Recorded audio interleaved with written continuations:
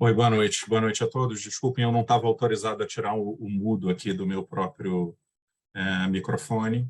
Então, antes de mais nada, eu queria dar as boas-vindas a todos, a boa noite a todos os presentes, a todos os que demonstraram interesse nesta aula aberta, interesse pelo qual nós já empenhadamente agradecemos, e dizer uma palavra a respeito deste evento, desta aula aberta do professor Edgar Lira. Dizer que este é um evento que foi pensado como uma aula aberta que seja interessante por si, que seja um evento interessante e relevante por si, mas que também, além disso, seja uma espécie de aula aberta que sirva como uma espécie de apresentação para o público interessado da nossa especialização em filosofia contemporânea, né? Um curso que é oferecido pelo Departamento de Filosofia da PUC do Rio e também pela CCE já desde 2003. Né? Essa especialização em filosofia contemporânea, de que eu sou coordenador acadêmico, de que o Edgar Lira é também coordenador, ele é um programa de pós-graduação lato sensu em filosofia que foi pensado para um público amplo, né? Um público não necessariamente de especialistas, ou seja, é um curso de especialização em filosofia que costuma ser feito por pessoas vindas de diversas áreas, né? As nossas turmas têm juristas, têm médicos, têm artistas, engenheiros, psicólogos, psicanalistas, professores de diversas áreas, né? E a aula de hoje ela vai dar uma ideia do tipo de assunto que nos concerne nessa especialização, o tipo de discussão filosófica que a gente toca, que a gente sobre as quais as nossas aulas tratam, né? E, bom, o professor Edgar Lira, naturalmente, é um dos professores que tem a cara do curso, que lecionam nesse curso desde a sua primeira edição, em 2003, e, aliás, sobre isso eu queria propriamente dizer uma palavra, né? É fato que a pandemia que começou em 2020 nos obrigou a migrar o formato desse curso de especialização em filosofia contemporânea da modalidade presencial, em que ele acontecia desde 2003, no nosso campus da Gávea, na PUC do Rio de Janeiro, para a modalidade online, né? E o resultado foi tão interessante, né? O que resultou foi que a gente atraiu alunos de diversas partes do Brasil, diversos estados e mesmo alunos do exterior, que a gente resolveu manter esse formato online, né?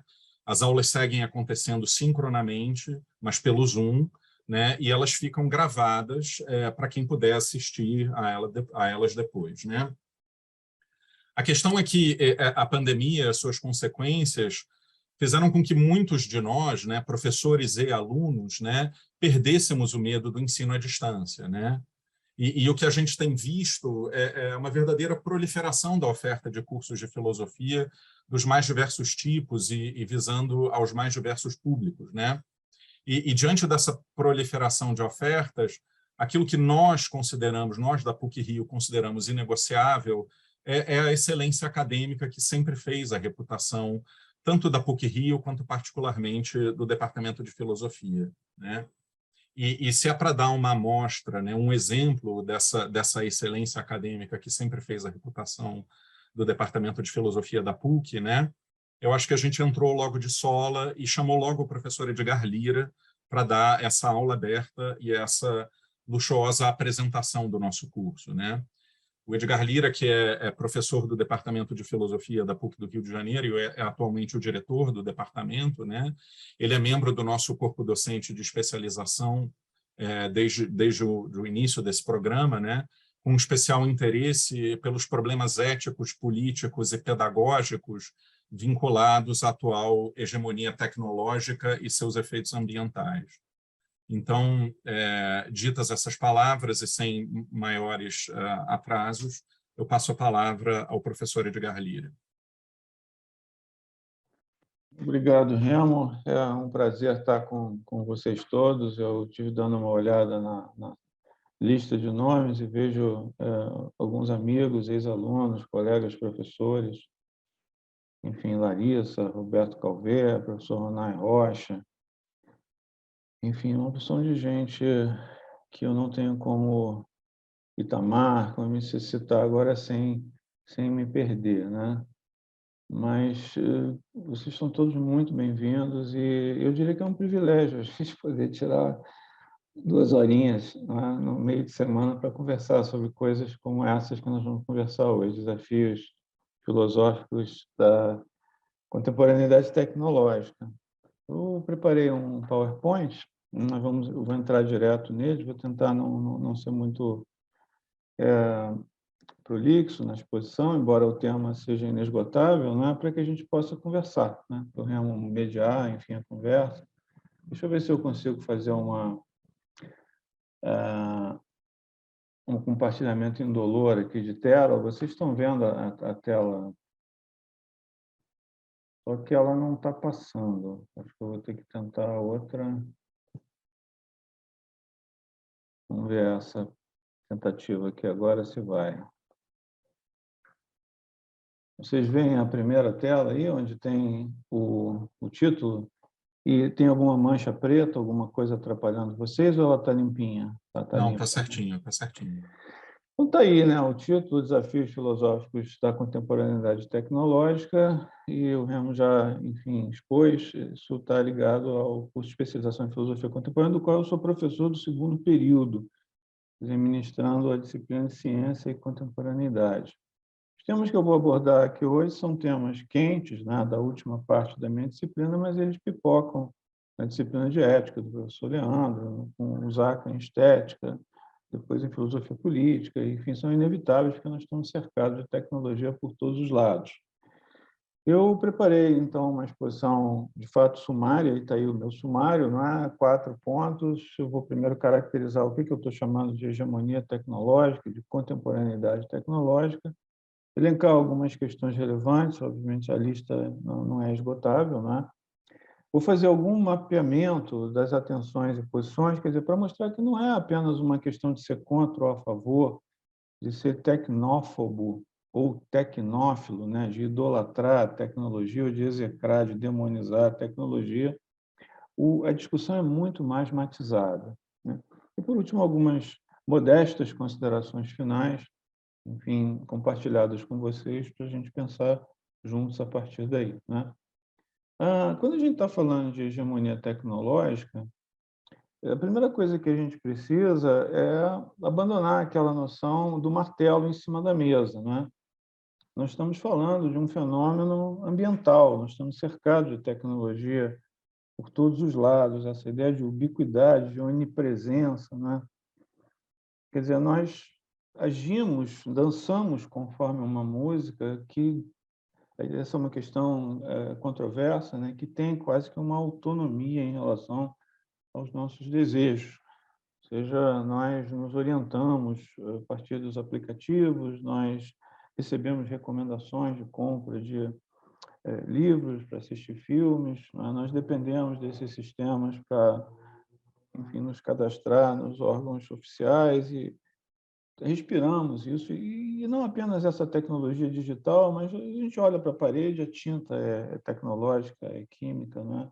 Os alimentos são produzidos tecnologicamente, ou seja, nós estamos falando de uma coisa que realmente está por toda parte, é um fenômeno ambiental, né? E daí essa insuficiência de uma concepção antropológica instrumental. Não é uma questão de nós pensarmos a tecnologia como alguma coisa que nós podemos manejar ao nosso bel prazer, que nós podemos sentar em volta de uma mesa e definir o que pode, o que não pode, onde é que a gente investe mais, onde é que a gente investe menos, o que a gente prioriza, porque não estamos assim soberanos quer dizer, em relação ao fenômeno, né? E esse é um dos grandes desafios. Nós precisamos pensar, quer dizer, de um outro jeito, não a tecnologia como alguma coisa que é feita por nós, né? Que pode ser bem ou mal usada conforme os nossos desígnios. Nós somos subjetivados, né? Nós respiramos tecnologia. O Yuval Harari, que é hoje um blockbuster, cunhou o termo animais hackeáveis, né? Fazendo aí analogia com o animal racional, com o animal social, animais hackeáveis, no sentido de que as nossas subjetividades estão expostas, né, visceralmente a essas recomendações, a essas orientações digitais, tecnológicas, né? Uma outra questão que corrobora aí essa ubiquidade é o apagamento de fronteira. Há bem pouco tempo atrás, quando a gente pensava em computador, nós tinha o lado de lá da tela e o lado de cá da tela. Agora nós estamos falando de metaverso, né? Nós estamos falando de realidade aumentada, nós estamos falando de simulação. Quer dizer, em vários níveis, e não precisa ir muito longe. A gente, quando pega o Uber, né? A gente, quando aluga uma bicicleta dessas aí, nós estamos fazendo uso desse borramento de fronteiras entre o real e o virtual. E isso vai condicionar os nossos hábitos num nível que a maioria das pessoas, sobretudo o senso comum, não se dá conta, né? Inclusive os nossos hábitos acadêmicos, né? Inclusive os nossos processos de produção de conhecimento. Eu vou tentar ilustrar isso para vocês da maneira mais cabal que eu puder. Quer dizer, imaginar que eu, como professor de filosofia, não é, que me dedico a pensar o fenômeno, estou livre, não é? Estou infenso ao atravessamento tecnológico, seria uma ingenuidade da minha parte. Há uma cauda longa esse troço não começou hoje, né? Tem toda uma discussão se, na verdade, essa hegemonia tecnológica de hoje é apenas uma intensificação, uma sofisticação da antiga, existe alguma ruptura mais importante a ser pensada, tudo isso é tema, enfim, controverso, mas o fato é que isso não é uma coisa que tenha passado recente, né? Uma coisa que retroage pelo menos até lá o século V, antes da era cristã. E daí, não é, caracterizada essa ubiquidade, essa cauda longa, essa pervasividade, não é? Quer dizer, esse fato de nós estarmos respirando tecnologia o tempo todo, se nós vamos questionar isso aí, nós não podemos ser ingênuos, imaginar que existe um lugar olímpico fora no qual nós estejamos livres de tecnologia e a partir do qual nós possamos olhar para o que está acontecendo. Nós vamos trabalhar, vamos questionar, vamos pensar isso de dentro, né? De dentro do próprio enquadramento técnico, e a questão toda que se coloca é como, né? Como é que a gente faz isso? De novo, para onde quer que a gente olhe, as representações com as quais a gente se depara são essas aí, né? Qualquer busca na internet, né? Antigamente ainda tinham as bancas de jornais com as capas, né? Algumas das quais estão representadas aí, mas hoje isso está por toda parte, nos smartphones, enfim, o metaverso, a câmara de analítica, né? Inclusive com influência política, big data, robôs e etc. Né? E não estamos falando, né, de coisas assim que estão só lá no Vale do Silício, né? ou que dizem respeito à disputa entre China, Estados Unidos e Rússia, Israel, etc. Estamos falando de coisas que chegam até nossas portas, né? Nossa casa, as nossas crianças, né? Isso são os nossos hábitos, é nesse sentido que essas coisas nos condicionam. O que nós estamos fazendo aqui não é outra coisa senão isso, né? Enfim, e vejam, eu não estou querendo colocar a coisa apenas no nível de uma ameaça, enfim, de um desafio ameaçador, né? Isso é o meio, né, sobre o qual a gente se apoia para viver a vida que a gente tem vivido, com tudo que ela tem de bom e de ruim. Quando eu falo de lado de lá e lado de cá da tela e da mistura dessas duas coisas, eu estou, inclusive, falando disso, né? Do aplicativo que eu uso para ir voltar para casa. Eu tenho aí o Google Maps, né, me levando para casa do campus da Gávea, né, onde outrora eu estaria proferindo essa palestra. Eu agora não sei exatamente que não lugar é esse onde eu estou, né, mas o fato é que o satélite, o Google Earth, né, me dá essa visão aí do prédio da CCE, que administra, enfim, os nossos cursos, né? Existe um prédio físico da CCE, ainda que hoje os cursos aconteçam todos à distância. E isso é educativo, né? Isso constrói, inclusive, as nossas noções de espaço-tempo, né? De ação e reação, de causa e efeito, né? Nossa ideia de espaço-tempo, né? Como eu já disse.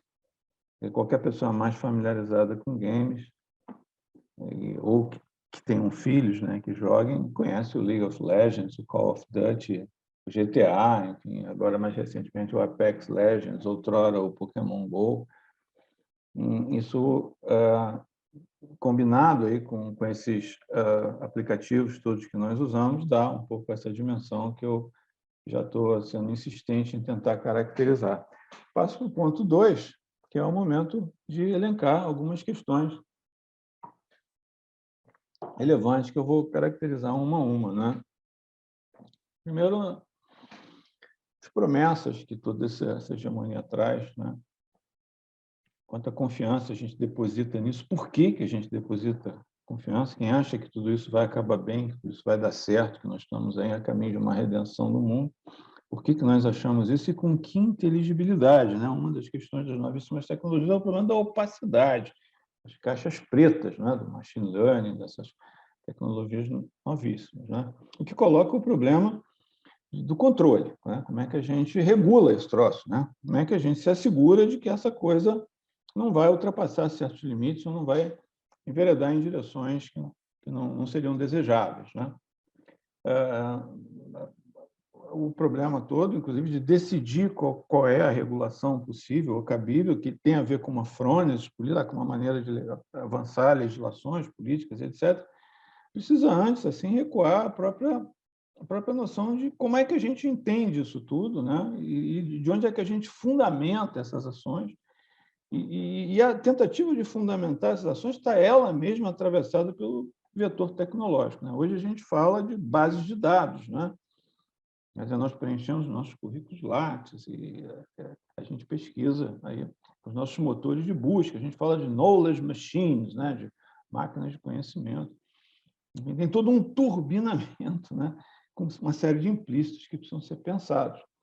Num campo um pouco menos da pesquisa, menos acadêmico, a gente tem aí a ação dos bots, né? Com, obviamente, de um lado, a democratização do conhecimento, uma nova economia aí da comunicação, mas também a desinformação, as fake news, né? Criando uma espécie de caos discursivo que todos os que usam redes sociais devem ter casos para contar, quer dizer, a esse respeito, né? Tema mais pontual, muito discutido, é o tema da privacidade, né? Eu já falei do poder de subjetivação, já falei do animal hackeável, do Harari. Além disso, além dessa atmosfera toda que a gente respira, nós estamos podendo, a partir dessa hegemonia tecnológica, transformar os nossos corpos, né? O homem de prótese, quer dizer, nós podemos implantar chips, nós estamos aí avançando de vento em vela, uma velocidade muito grande. A aceleração, inclusive, é uma marca registrada dessa hegemonia. Nem a gente conseguiu entender, quer dizer, o que está posto e já é outra coisa, e já é outro desafio, e duas tecnologias já se fundiram para criar uma novidade, e a gente não sabe direito onde é que essa transformação toda vai dar e para onde é que a gente está querendo apontar o bico desse navio e quanta agência, né? Quanta soberania, quanta autonomia, quanto poder de escolha nós realmente temos hoje em dia, quer dizer, à luz dessa ubiquidade, dessa aceleração. É claro que o processo não é um processo puramente ameaçador, né? Porque se fosse, nós já teríamos recusado. Quer dizer, as promessas são muitas, né? Quer dizer, promessas de vidas, enfim, sem doença, né? Mais longevas, a possibilidade de nós fazermos negócios com mais segurança, né? De formas mais criativas e abrindo possibilidades, inclusive, para os novos empreendedores. Essas promessas elas estão por toda parte, né? Então, a partir daí, começo a caracterizar o fato de que existe um grande embate, né, entre aqueles que são mais otimistas, aqueles que são mais preocupados, mais pessimistas, catastrofistas, etc. E na parte final, quer dizer, dessa minha apresentação, eu vou cuidar de caracterizar 7 posições, né?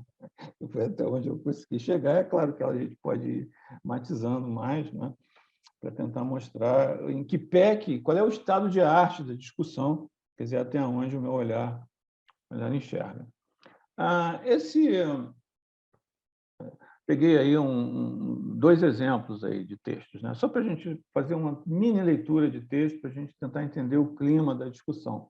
Peguei 2 autores, propositamente, um autor que é um tecnicista, bastante entusiasmado com esse desenvolvimento, que é o Pedro Domingos, um português radicado nos Estados Unidos, escreveu esse livro em inglês, mas ele está traduzido de volta para o português, né? Isso é uma das características do nosso tempo. Ele é português, escreve em inglês, aí um aluno traduz de volta para o português, né? Em português, o texto se chama Algoritmo Mestre, e eu penso da introdução a seguinte passagem. Cada vez os algoritmos controlam mais as nossas vidas, né?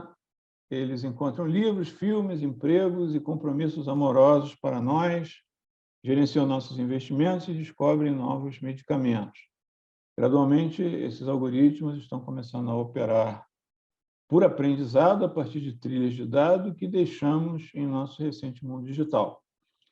Como crianças curiosas, eles nos observam, imitam e fazem experimentos, né? Essa é a ideia da questão da agência, né? Em que medida você pode ter algoritmos, né? Programas que programam, né? Programas que produzem outros programas, né? Essa é uma discussão quente aí, muito interna, essas novíssimas tecnologias de Big Data e Machine Learning, né?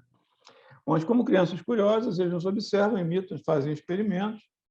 E nos principais laboratórios de pesquisa e universidades do mundo começou a corrida pela invenção do algoritmo de aprendizado definitivo, aquele que será capaz de aprender qualquer tipo de conhecimento a partir de dados e fazer o que quisermos sem precisarmos pedir.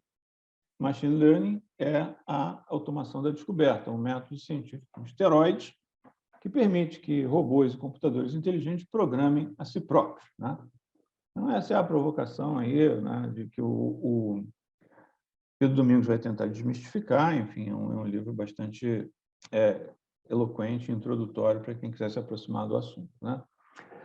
Esse livro do Nick Bostrom também é um blockbuster, aí já está traduzido para o português pela Darkside. Diz o Bostrom, já lá pelo meio do livro, um contraponto, né? Obviamente sou eu que estou fazendo um contraponto, né? Escolhendo esses dois autores e passagens. Ele diz que há algumas questões mal esclarecidas nesse raciocínio. E estaremos numa posição de melhor avaliá-las após elucidar uma série de outros pontos adjacentes.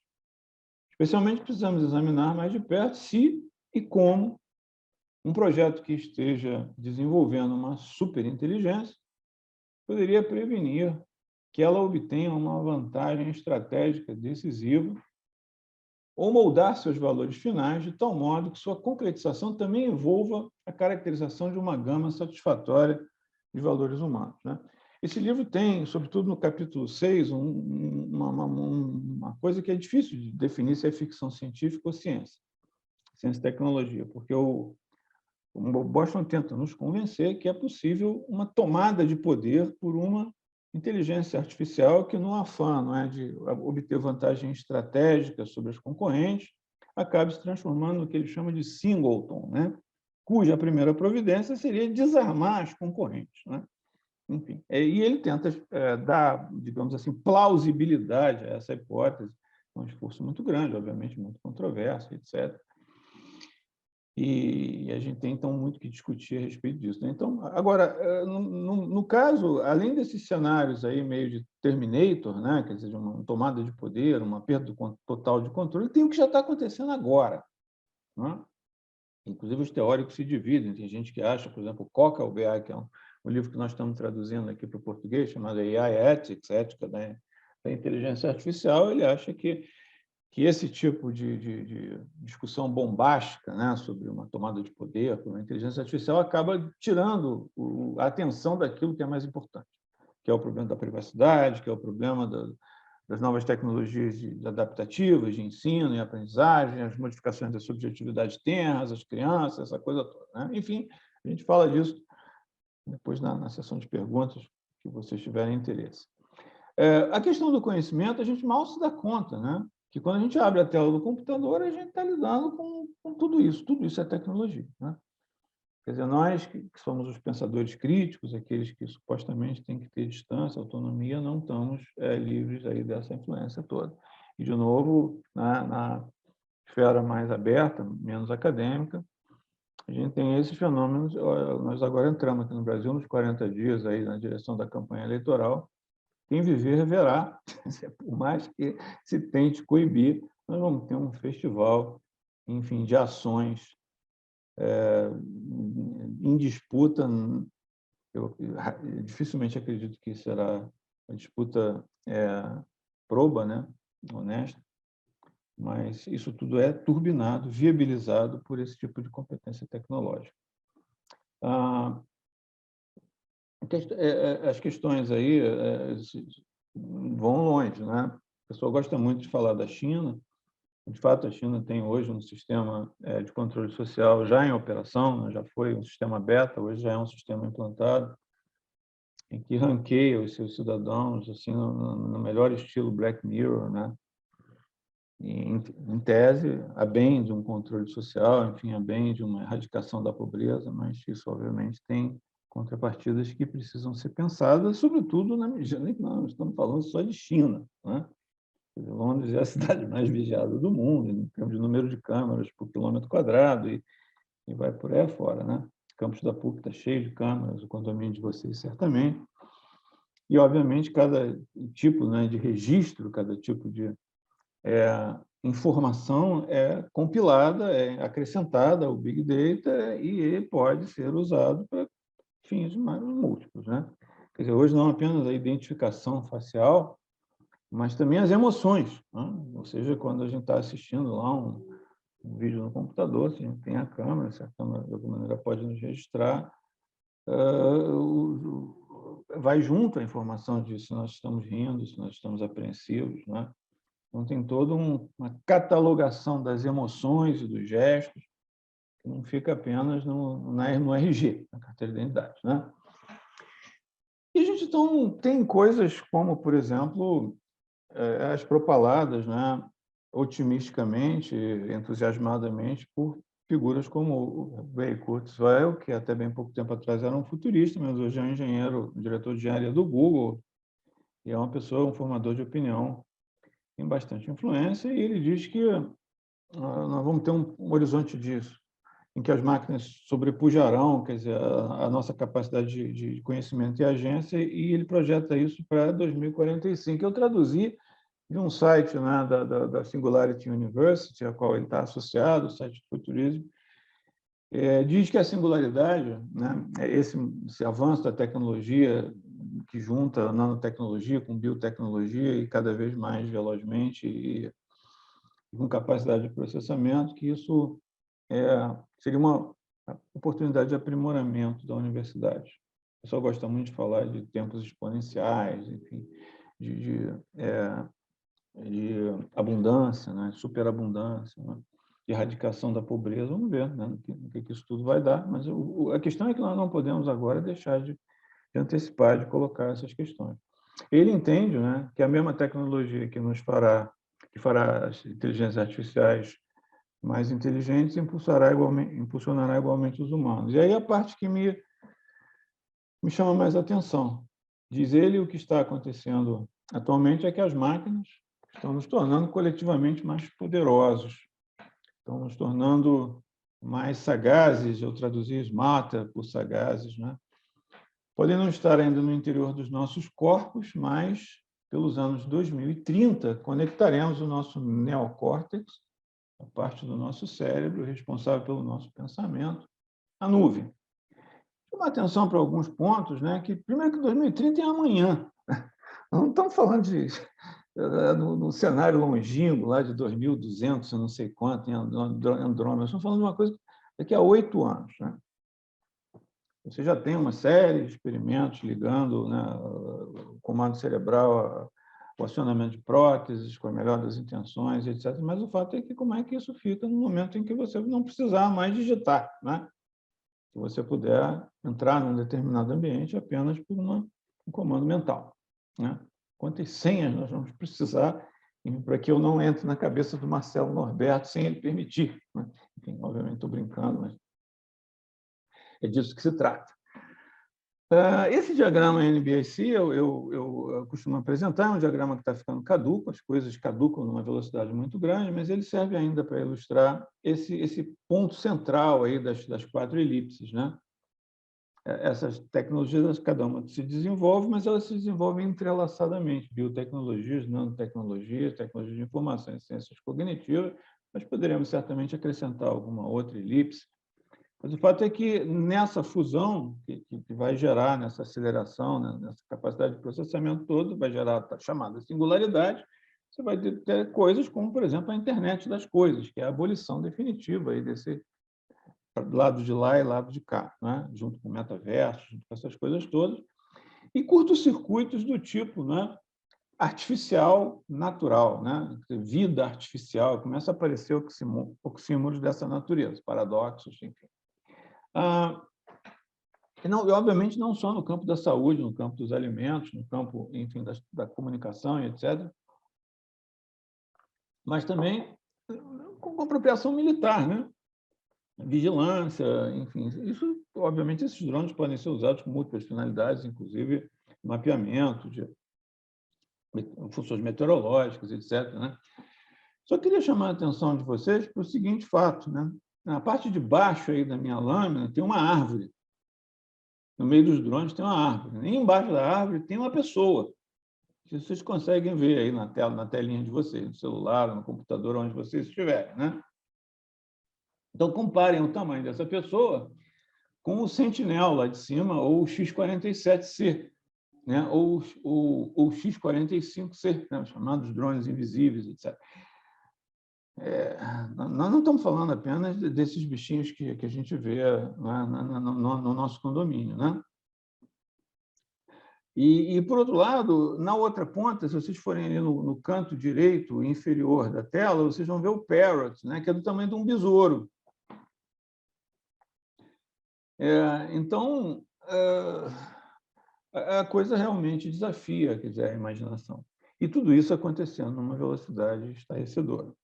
A gente tem aí a tal lei de Moore, né? Quer dizer, a ideia de que o processamento dobra a cada 2 anos. De novo, isso é matéria controversa e questão em que medida esse tipo de exponencialidade vai se sustentar, mas a ideia, pelo menos do Kurzweil, é que em 2045 a humanidade, no seu conjunto, né, terá cedido lugar a esse processamento exponencial.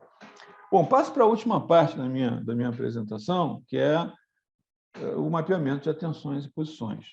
Quer dizer, diante disso tudo, né, que eu estou assim, hiperbolicamente colocando aqui para sensibilizar, para chamar a atenção de vocês, os teóricos se dividem, né, sobre expectativas mais ou menos alvissareiras, né, mais ou menos otimistas ou pessimistas em relação a isso, e sobretudo, o que me interessa mais é em relação ao que fazer, né, como agir, como se colocar diante desta situação, né, diante deste destino, né, diante desses desafios e promessas que caracterizam a hegemonia tecnológica, né? São 7 as rubricas que eu listei, eu vou, obviamente, apresentá-las sumariamente, mas tem muita coisa sendo produzida. Eu diria que esse é o bola da vez, é o trend topic, né? Quer dizer, junto com o antropoceno, junto com... Então, legalistas, prudencialistas, tecnicistas, aceleracionistas, adeptos do decrescimento, catastrofistas, e, sem saber como nomear, eu reservei uma 7ª rubrica e nomeei como perspectivas críticas mais gerais. Comecei esse trabalho orientando a minha coisa de 5 anos atrás e venho atualizando, enfim, constantemente, pelas razões que eu já expus, né? A coisa toda acontece. Bom, quem são os legalistas? Os legalistas são os camaradas que acham que a melhor maneira de lidar com isso é avançando legislação. LGPD, Lei Geral de Proteção de Dados, enfim, formas de reparação. Como é que você faz se um carro não dirigido atropelar uma criança na calçada? Né? Então, a gente teria que avançar instrumentos legais, né, jurídico-políticos, para que possam acompanhar. E isso traz um grande problema, né, porque o processo democrático, né, republicano, de aprovação das leis, ele tem lá uma temporalidade própria e as coisas estão acontecendo de uma forma muito, muito, muito veloz. Eu não estou aí querendo fazer propaganda de nenhum autor, são apenas ilustrativos esses nomes aí, eu nem sei o quanto eu faço jus enquadrando-os dentro de rubricas que eu mesmo inventei e nomeei, né?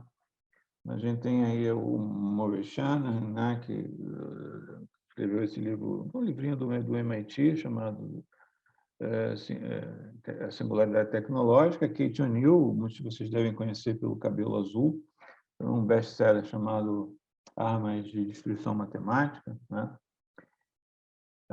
E o Arthur Levesque, que é um autor também bastante renomado, enfim, que escreveu A Busca pela inteligência artificial efetiva, né, real, né, relacionando isso ao teste de Turing, né, que é o teste, para quem não conhece, no qual uma determinada máquina se faria indistinguível de um humano num teste, né? Eu, como humano, não conseguiria distinguir se eu estou falando com uma máquina ou não, né? Nesse sentido, a máquina passaria do teste de Turing, né? Hoje a gente tem máquinas aí bastante... Eu, inclusive, tive um aluno, fazer um parênteses aqui, eu tive um aluno numa disciplina que eu dei junto com meus colegas da informática, em que ele conseguiu uma assinatura premium do GPT-3, que é uma dessas inteligências de alto desempenho, e ele escrevia um texto a 4 mãos, né, com o GPT-3, que eu não sei quantas mãos o GPT-3 tem, mas ele tem 2, enfim, quantas soma as 2 dele com as do GPT-3, vai dar lá o número de mãos. E ele me desafiava a grifar em amarelo no texto o que ele tinha escrito, ele da Light tinha escrito, e o que o GPT-3 tinha escrito, né? Eu confesso a vocês que eu tive muita dificuldade. Depois eu posso contar aí como é que essa novela se desenrolou, mas isso tudo para falar do teste Turing, né? Uma segunda rubrica é a rubrica dos que eu estou chamando, na ausência de uma qualificação melhor, dos prudencialistas. Os prudencialistas são aqueles camaradas que dizem, olha, vamos devagar com a dor, que o santo é de barro. Não é? A gente avista aí o que está em questão, e por isso mesmo a gente tem que desacelerar esse troço, a gente tem que se assegurar de que nós vamos poder, seja via legislação, seja embutindo contra algoritmos, né, ou algoritmos éticos dentro das máquinas, né, nós vamos poder garantir que elas não nos farão mal, né, que elas não sairão definitivamente e maleficamente do nosso controle. O Bostrom é um desses caras, né, que eu li um pedacinho lá dele, né, eu estou perfilando o Harari nesse time aí, e o conhecidíssimo Hans Jonas com o princípio de responsabilidade, quando, por exemplo, apela para o afeto do medo, né? Uma certa responsabilidade com relação ao que advirá para as novas gerações, né? Uma espécie de imperativo geracional, né? que diz, olha, vamos lá, vamos ver isso com calma, né? Sem esse assodamento todo, né? Sem esse proselitismo tecnológico todo. Uma terceira rubrica é a dos tecnicistas. Eu perfilei aí o Domingos, que eu li, o Kurzweil, ao qual eu me referi, e outros autores bastante sérios, né, como Stuart Russell.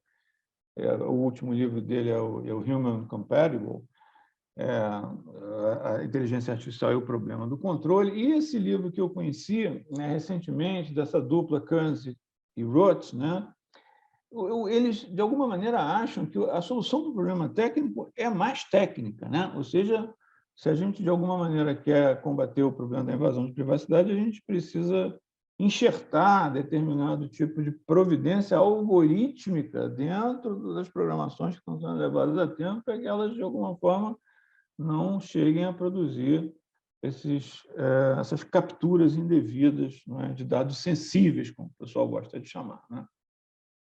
Bom, uma rubrica extremamente desafiadora e bifurcada, inclusive, é a dos aceleracionistas. Eu sugiro a vocês que, depois que terminarmos aqui, procurem Peter Diamandis no Google. Vocês vão encontrar. O Diamandis é um dos donos, né, da Singularity University. Ele promove alguns summits, né, e ele está o tempo todo dizendo, olha, nós somos uns privilegiados, nós vivemos numa época exponencial que promete superação de problemas históricos, né, maior superabundância e toda essa coisa.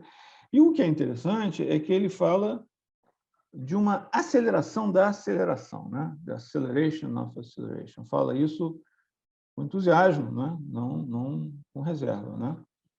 Muito impressionante. E eu diria que o Diamandis é um aceleracionista neoliberal típico, mas a gente tem de direita e de esquerda, né? Quer dizer, a ideia de você, já que o progresso da tecnologia é inevitável, quase como se a gente pensasse lá um marxismo meio torto, né? Vamos apressar a revolução, né?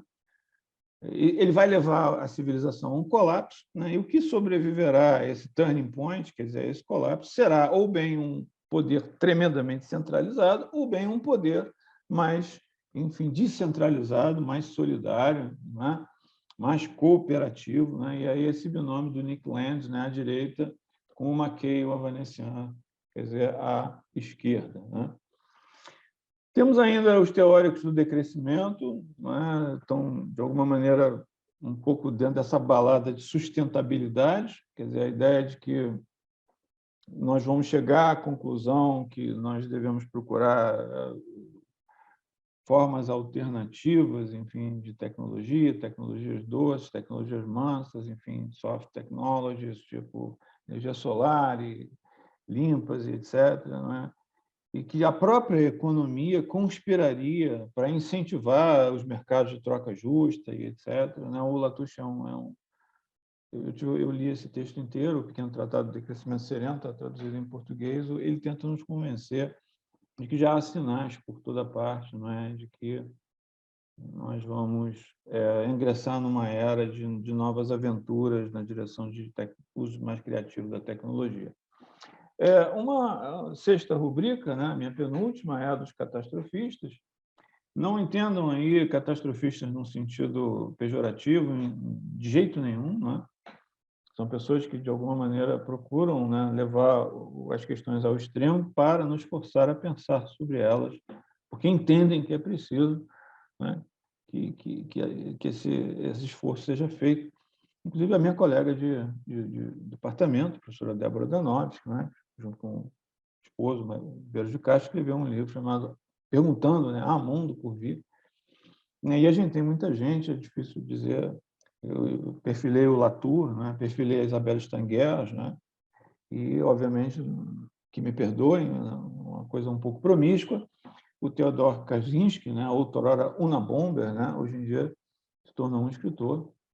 Por exemplo, Technological Slavery é um texto bastante interessante, né, bastante provocativo também. Bom, a minha última rubrica é essa que eu já tinha alertado vocês lá, que é as perspectivas críticas mais gerais. E tem desde aqueles classicões contemporâneos, como Heidegger, como Jacques Ellul, como Herbert Marcuse, né, que inauguram, talvez, o que a gente possa chamar de filosofia contemporânea da técnica, né, e entramos aí por Donna Haraway, por Herbert Dreyfus, por o pessoal da pós-fenomenologia, Peter Paul Verbeek, né, Luciano Floridi, né, o Yuki Hui, na China, que é hoje um grande nome da área, Andrew Finberg, que tem uma filiação mais ligada lá à teoria crítica, e o Mark Kokelberg, a quem eu já me referi, ele esteve aqui na PUC, nos convidamos para uma aula inaugural do departamento à distância, né? Estamos traduzindo esse livro dele de 2020, o AI Ethics. Passo às minhas considerações finais. A pergunta, né? Pergunta mesmo, né? Como é que a gente faz para convidar as pessoas a pensar sobriamente nessa hegemonia? Como é que a gente, primeiro, convence as pessoas da necessidade de pensar e, ao mesmo tempo, diz, olha, não adianta você se tornar um tecnófobo, né? Um detrator da técnica, alguém que demoniza, né, tudo que é desenvolvimento técnico, e nem um idólatra, né? Nem alguém que assume um parti-pris de defesa irrestrita do desenvolvimento tecnológico. Como é que a gente consegue isso, né? Como é que a gente coloca a questão e, sobretudo, de dentro do enquadramento técnico? Eu tenho assistido desde o começo da apresentação. Não tem... A gente está sendo atravessado por isso. Né? Como é que a gente consegue, dentro disso, espaço, tá certo? Se é que a gente cabe falar em distância, não é? Para poder pensar isso sobriamente. Como é que a gente cuida que essa interrogação ganhe corpo, né? Ela não se desencaminhe, como é que ela aguente, né, permanecer na sua suspensão, né? Como é que ela aguenta, que ela pode aguentar permanecer na complexidade, né, à altura da complexidade das questões com as quais ela precisa lidar e que são angustiantes, né? Como é que a gente faz isso? Em geral, a tendência é procurar uma solução, tomar um partido, etc. Como é que a gente consegue, por exemplo, levar esse questionamento a políticas públicas de educação? Quer dizer, uma das minhas defesas hoje da permanência da filosofia no currículo da educação básica vai muito nessa direção, né? Parece que a filosofia seria um lugar privilegiado, obviamente, a discutir qual filosofia, né, para colocar em questão essas necessaríssimas questões. E exatamente nesse momento as pessoas meio que colocam ali, a filosofia não é mais obrigatória, é claro que ela pode ser alinhada de outras formas no currículo e se depender de mim, vamos encontrar alguma maneira de fazer isso, né? Como é que a gente avança numa esfera mais legalista? Legislações, inclusive, para garantir que essas coisas possam ser pensadas desde a adolescência, pelo menos, né? Como é que a gente faz isso? Como é que a gente consegue... Sabe o que não me parece razoável? Esse eu acho que é o perigo dos perigos, né? É a aposta na formação de meros usuários de novas tecnologias. Tenho visto, inclusive, escolas de elite para captar seus alunos, né? Fazendo proselitismo de que estão embarcando, né? Aplicativos de aprendizagem dinâmica, de adaptativa, e, enfim, metodologias isso, metodologia aquilo. E me parece que, sobretudo, a gente tem que convidar essa moçadinha a se juntar a gente para pensar essas coisas, né? Eu tenho tentado, de todas as maneiras, conversar com meninos de 14, 15, 16, 20 anos, que estão usando o Discord, que estão jogando, enfim, o Fortnite, enfim. Eu preciso, né, conversar com eles, né? E tenho me esforçado muito para que eu seja uma boa conversa, né? Que eles se interessem também em conversar comigo. Eu acho que isso deveria começar na escola. E, por último, a questão da interdisciplinaridade, eu não uso a palavra porque eu acho que ela está surrada demais, mas eu acho que esse é o segundo grande perigo, a ideia de que nós podemos empreender ações isoladas, né? Isso me parece um caminho bastante um beco sem saída. Eu acho que hoje um dos grandes desafios é como é que eu vou fazer para conversar com o meu colega da informática, né? Aliás, eu tenho feito isso e tenho com muito bons resultados, né? Eu sou bem-vindo, eles gostam, né? Eles querem o filósofo, né? E, ao mesmo tempo, têm uma paciência de Jó comigo, na medida em que eu não sou um programador, apesar de lá atrás ter me formado em engenharia, hoje em dia eu não sei mais nada. Eu programava em Fortran, não sei mais nada, né? Então, eu preciso muito deles, assim como eu preciso dos colegas do departamento de Direito, né? Assim como eu preciso dos colegas do departamento de Engenharia para saber como é que está esse negócio da nanotecnologia. É claro que todos nós temos os nossos limites, mas eu acho que esse tipo de isolamento, né? Esse tipo de crítica sem visão, né? Sem conversa com aqueles que, de fato, estão mais diretamente ligados aos objetos que a gente quer trabalhar, é muito pouco aconselhável, dado a complexidade aí do nosso processo. Então, termino. Não são 8 horas ainda, né? Não, eu gastei 45 minutos nessa exposição, espero não tê-los entediado e entrego a palavra ao Remo para que a gente possa conversar um pouco, enfim, mais livremente, no interesse do curso, nos interesses de vocês, etc. Edgar, muito obrigado por essa exposição tão fascinante. Eu acho que todos nós estamos muito cheios de questões agora, uma fala muito instigante que nos dá muito o que pensar. E aí eu queria convidar todos os que tenham perguntas a fazer, a apresentar, que deixem aqui no nosso chat. A gente já tem uma pergunta aqui feita pelo Lianto, eu tinha também uma pergunta a fazer ao Edgar. Enfim, acho que a gente pode começar procedendo dessa maneira. Eu vou em primeiro lugar, fazer a pergunta do Lianto, e, em seguida, se for o caso, eu faço a minha. O Lianto pergunta, seria possível pensar uma base de inovação da tecnologia a partir de uma perspectiva decolonial? Ou melhor, como a tecnologia pode nos ajudar a combater os racismos epistêmicos?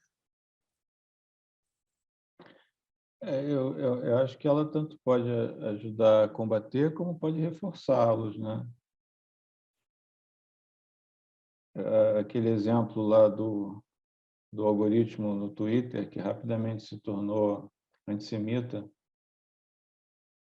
mas é a partir de uma alimentação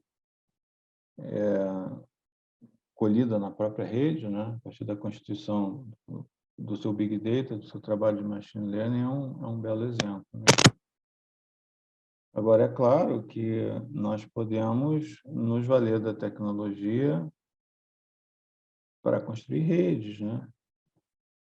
E essas redes podem perfeitamente ser redes que façam jus ou procurem dar voz e rosto aos feminismos, né? Às perspectivas africanas, ameríndias, né? Etc. Agora, eu sempre fico um pouco reticente, Leandro, diante dessas perguntas, porque me parece que, se eu bobear, eu caio naquela ideia de que a tecnologia está aí, tudo depende do uso que a gente faça, né? Um uso mais ou menos prudente, né? Eu acho que é importante a gente ter consciência do enquadramento e, se me permitem a expressão um pouco rude, pau que dá em Chico, dá em Francisco, né? Eu agora estou com um projeto na Rocinha, um projeto financiado pela FAPESB, um projeto grande, no CIEP Ayrton Senna, né, que fica ali na base da escola. Estou muito entusiasmado com o projeto. E esse projeto se conecta com outros 12 projetos. Então, a Rocinha é um mundo, né? São muitas regiões, enfim. O pessoal fala muito de rede, né? Mas essas mesmas redes, de alguma maneira, que podem alavancar políticas, quer dizer, bastante diferentes da política partidária que a gente está acostumado, elas também podem gerar dados que vão servir amanhã para criar currais eleitorais, para identificar pessoas, enfim, para fins menos nobres. Então, quer dizer, a ideia de formar pessoas atentas a isso, eu acho fundamental para que essas pessoas possam agir de forma não ingênua na promoção das suas nobres pautas, né? Quer dizer, essa é a minha questão. Seria a precaríssima resposta que me ocorre te dar. Perfeito, Edgar. O Pedro Henrique de Angeli também se manifesta aqui. Ele dá parabéns pela aula e diz: sou estudante de filosofia e gostaria de saber como a tecnologia pode influenciar na constituição do sujeito, como nova estrutura de comunicação e interação social. Olha, Pedro, eu acho que ela influencia o tempo todo. Talvez a grande dificuldade seja a gente dar materialidade a essa influência, né? Eu vou te chamar a atenção para um ponto que tem sido um cavalo de batalha meu, ligado à questão dos jogos. Normalmente, quando o pessoal pensa no uso dos jogos, e da capacidade dos jogos viciarem, etc., a juventude, os nem tão jovens, parece que o que vem em primeiro plano são as questões morais. Os jogos são violentos, eles incentivam a violência, não incentivam, quer dizer, existe toda uma batalha nos Estados Unidos tentando criar elementos de censura né, que evitem que esses jogos sejam jogados por certas crianças em certas idades, né? Vocês todos já devem ter jogado, por exemplo, jogos em primeira pessoa, né? Então, você, né, como jogador, está ali no centro da tela, ali num retângulo que é mais ou menos limitado pelo número de ouro, né? Você anda um pouquinho para a esquerda, um pouquinho para a direita, mais para cima, mas, no fundo, a restituição do realismo do movimento é dada pelo mundo, é o mundo que se mexe em torno de você, não é? Quando você vira para o lado, é o mundo que se mexe em torno de você. Por razões, inclusive, algorítmicas, do ponto de vista da logística, da viabilidade da construção daquele tipo de espacialidade, não é? Então, você tem uma experiência ali, espaço-temporal, bastante diferente dessa experiência que a gente ainda chama de natural, né? Quem já botou um óculos de realidade virtual para simular uma descida numa montanha-russa, por exemplo, sabe do que eu estou falando. Agora, mais recentemente, nós tivemos aqui na PUC satisfação de receber um professor chamado Roberto Szymanowski. Ele é um pesquisador alemão da Universidade Livre de Berlim, passou um semestre aqui com a gente, tem textos muito interessantes. Depois procure na rede, tem vários livros, chama-se Roberto Szymanowski, né? E um dos seminários mais interessantes que eu escutei do Simonovsky foi o seminário chamado Smartphone Zombies, né? Quer dizer, os zumbis de smartphone, né? Que ele chama de mombis, né? Ele cria uma espécie de palavra. E aí eu saí do seminário e eu comecei a olhar o campus da PUC e ia perceber que 70% dos alunos anda olhando para a tela do celular. E eu também, porque eu sempre tenho um e-mail muito importante para abrir, uma mensagem do WhatsApp. Eu tenho que ver se alguém curtiu a minha... Eu posto no Facebook, né? Ou seja, é um campo gravitacional muito forte, mas que afeta os meus hábitos nesse nível, né? Eu começo a modificar a minha própria forma de me deslocar, de mobilizar os meus sentidos, né? Para ficar por aqui, porque os exemplos são muitos, né? Eu tenho um filho temporão, enfim, tem 10 anos de diferença em relação aos mais velhos. Quando eu ponho o óculos de realidade virtual e eu faço a experiência da montanha-russa, ou o jogo de tênis, ou qualquer outro que vocês queiram, eu fico com a vertigem, como se eu tivesse andado de barco durante algum tempo. Ele não sente absolutamente nada. Pelo contrário, que nem pinto no lixo lidando com isso, né? Então, há, de fato, uma modificação. A gente precisa pensar isso. Não estou dizendo que isso seja ruim ou que isso vá produzir efeitos inexoráveis, vai mudar, enfim, as células cerebrais. Hoje em dia já tem todo um conjunto de pesquisa. Antigamente se achava que as células neuronais não se alteravam, né? Hoje em dia tem aí todo um conjunto de estudos nessa direção, né? Eu só estou chamando a atenção para o fato que a gente precisa pensar. E a tua pergunta é ótima no sentido de que talvez a melhor maneira de pensar seja dando materialidade, né? Seja dando bons exemplos de como é que essa modificação de subjetividade acontece. Excelente, Edgar. A gente está com mais 3 perguntas aqui. Eu não sei se você está muito cansado, se você ainda topa algumas delas. Não, eu tô à disposição, enfim, mais, sei lá, Excelente. 15 minutos, a gente está... Eu também quero enfaixar o pessoal que está presente. Acho que esse não é um risco que corramos. O Eugênio pergunta se a hegemonia tecnológica poderia elaborar um novo iluminismo. Eu tinha uma pergunta que, na verdade, ia mais ou menos nessa direção, quer dizer, eu tendo algum esporádico contato com essa literatura do pensamento, enfim, da reflexão sobre a hegemonia tecnológica, percebo muito claramente a existência de alguns vieses e tendências, assim, algumas delas bastante apocalípticas e outras quase que messiânicas, né? Isso. Assim, a gente ouve aí ventiladas as promessas de, como você mostrou ali na capa da revista, de erradicação da mortalidade, das doenças, erradicação do trabalho. E isso, você pega tudo isso que está sendo descrito aí, existe uma disfarçada promessa quase que de reversão da queda, né? Mesmo uma espécie de promessa super redentora. E tem me parecido que o grande desafio no pensamento disso tudo é manter uma espécie de serenidade. Aí não sei em que medida isso, enfim, se isso te ajuda a responder essa pergunta do Eugênio sobre a possibilidade de um novo iluminismo em termos de pensamento humano e assim por diante. Eu acho que dependeria muito, né, Helmut, de como é que a gente trata esse macro conceito iluminismo, porque o iluminismo, ele tradicionalmente traz consigo uma perspectiva crítica, né, autocrítica. Nós a julgar pelos principais expoentes do iluminismo, Kant, chegando até Habermas, né? E talvez o que caracterize o iluminismo mais pontualmente seja a fé na razão, né?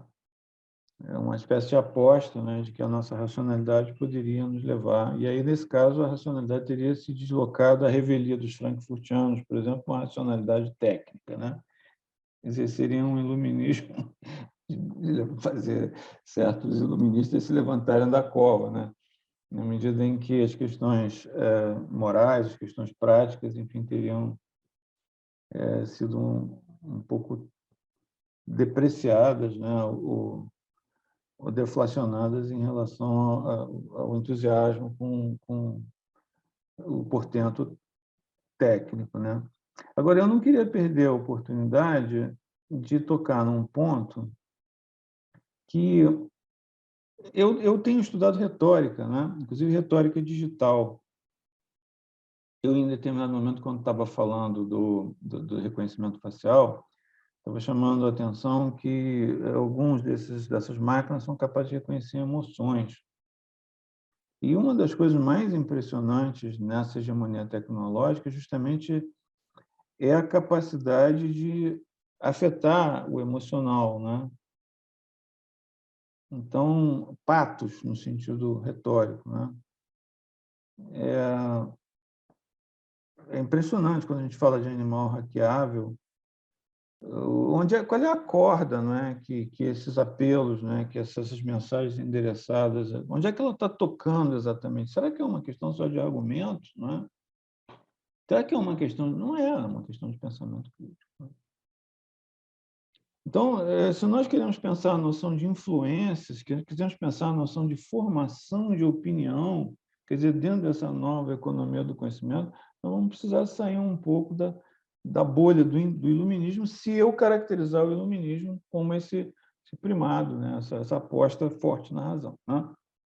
Nós vamos ter que pensar aí patos e etos, né? Enfim, junto com logos, se a gente quiser pegar a trinca retórica lá. Perfeito. O Vitor de Andrade, que é cientista da computação, ele faz a seguinte pergunta. Ele diz que no desenvolvimento do meu trabalho eu encontro dificuldades frequentes de abordar temas relacionados à ética com parceiros, colaboradores e clientes, né? Relacionados à ética, né? Principalmente devido ao seu viés tecnicista. O professor tem alguma referência de produto ou iniciativa tecnológica que lide bem com esses desafios filosóficos? Por aqui usamos bastante as ideias do Floride como base. Muito obrigado. É Vitor, né? Vitor. Olha, Vitor, você querendo, depois escreve, enfim, eu tenho trabalhado muita proximidade com o pessoal do Departamento de Informática e a dificuldade que você sente é experimentada por esses colegas também. Nós estamos fazendo muita coisa bacana juntos, né? Inclusive avançar protocolos, enfim, educações, né? Que de alguma maneira criem perguntas, templates, uma certa heurística para programadores, enfim, que façam que eles antecipem determinadas questões que vão aparecer na interface com o usuário. A gente está fazendo muita coisa. Eu citaria o nome da professora Clarice Siqueiros de Souza, que é uma das 50 mulheres mais famosas aí da informática, faz parte do famoso baralho, com quem eu tenho o privilégio de conviver. Ela é a criadora da engenharia semiótica, né? Que tem preocupações éticas em primeiríssimo plano, daí, inclusive, a nossa afinidade, enfim, o nosso trabalho. Depois você escreve, enfim, o meu e-mail está aí, não teremos dificuldade de te encaminhar aí para você encontrar parceiros, já que você tem essas preocupações. Edgar, mais uma pergunta? Você topa de uma professora da Unifesp aqui presente? Pois não? Aos demais presentes que estão mandando ainda perguntas, eu agradeço imenso todo o interesse. Não sei se vai dar tempo de ler todas. Então, a professora Luciana Farias, da Unifesp, agradece pela aula e diz, como professora do Departamento de Ciências Ambientais e sendo uma educadora ambiental, venho refletindo sobre o impacto dessa realidade tecnológica na forma como nos relacionamos com a natureza. Sua apresentação me deu o que pensar. Obrigado. Não sei se você tem algum... Não, eu super agradeço. A ideia é essa mesmo, né? Aliás, eu diria que o grande... Eu estou lecionando nesse curso há tanto tempo, eu sou da primeira turma, né? Justamente porque me dá um prazer grande. São pessoas que vêm de todos os lugares, com experiências de vida, com folhas de serviço prestado, e que sentem necessidade de encontrar um grupo onde possam pensar mais organizadamente questões que não podem pensar nos jantares de família do Natal. Senão não vai fazer bem, né? Então, é isso. Um pouco essa ideia. Se a gente consegue, com o tipo de síntese, com o tipo de análise que a gente faz, sensibilizar alguém, eu acho que a tarefa está cumprida. Super obrigado aí pelo teu feedback.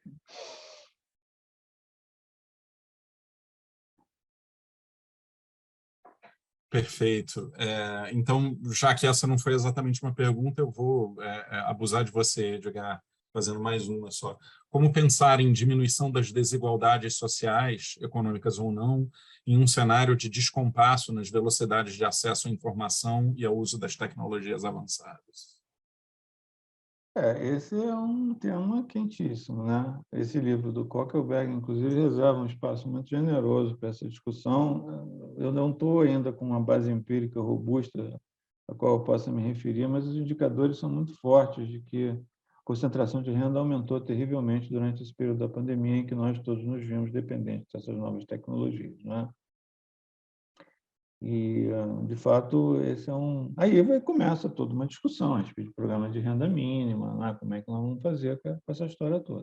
Aí a questão é se nós vamos lá pelo lado legalista e como é que nós vamos avançar uma pauta política nessa direção. Mas eu diria que a tendência, nesse momento, é a observação de clusters, né? Cada vez mais impressionantes e poderosos na China, na Rússia, nos Estados Unidos, enfim. E um pouco também, inclusive, né, porque não é um fenômeno fronteiriço, né, que a gente consiga encontrar um topos para ele, né? Quer dizer, esse tipo de topologia das novas redes e da distribuição, quer dizer, da riqueza, do produto do trabalho, né? Harari é um dos caras que mais chama atenção para o problema do futuro mercado de trabalho, quer dizer, à luz dessa ocupação de espaços, inclusive intelectuais. Lá nos luditas, o problema era o trabalho braçal, né? O trabalho do proletário, enfim, do operário da fábrica, né? Hoje em dia não, são cada vez mais os próprios intelectuais, enfim, os próprios professores que estão... Então, tem todo um processo aí. E de novo, isso tudo aciona a tal da angústia, né? As coisas estão aí, estão acontecendo, a gente está vendo os indicadores, está vendo a coisa acontecer. No curso, o que a gente tenta fazer é conversar, é tentar estabelecer determinadas referências, como eu fiz aqui na palestra, né? Tentar chamar a atenção para a existência de determinados posicionamentos, sínteses, a partir do qual a gente possa conversar organizadamente, sem se perder na feira livre, no barata voa, né, ou no passionalismo que acaba, enfim, sempre espreitando esse tipo de discussão quente. Mas, realmente, uma das perguntas que eu não consegui responder, que eu tenho maior curiosidade assim, em lê-las todas, dentro da medida do meu possível, dar algum tipo de feedback. Excelente. Vou te mandar, sim, houve perguntas bem interessantes, como a da Priscila Gomes aqui, sobre os textos do Bernard Stiegler e sobre a noção de empobrecimento noético. Também acabou de vir aqui uma pergunta nova do Fábio Átila, mas eu, de fato, vou mandar para você para não estender demais, para não abusar da sua paciência. Edgar, queria te agradecer imenso. A aula foi excelente, acho que todo mundo aqui ficou muitíssimo instigado.